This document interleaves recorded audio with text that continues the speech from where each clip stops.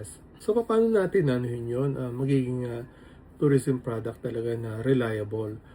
Sa isang particular segment ng birdwatchers, hindi problema sa kanila yon. Kasi challenge is part of the game for that particular niche, within the niche na birdwatching, no?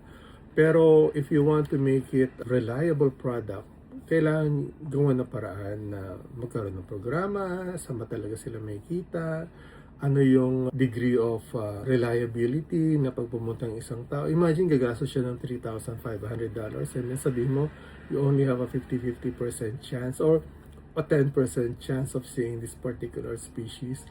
Ang hirap i-commit yung time nila, yung resources nila for a 5 to 10% chance na makita yung target species. So, yun, kailangan natin gumawa ng mga programa para ma-ensure natin that the bird watching market will have a very high chance na makita nila yung target nilang makita when they do bird watching in the Philippines.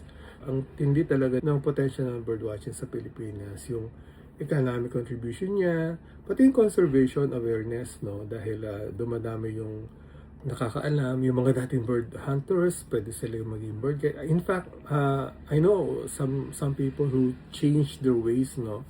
From killing birds or collecting the young ones, no, or yung collecting yung nests or eggs, no, na they become yung wardens na or protectors of the birds dahil nagkaroon sila na more steady source of income through bird guiding or bird watching guiding.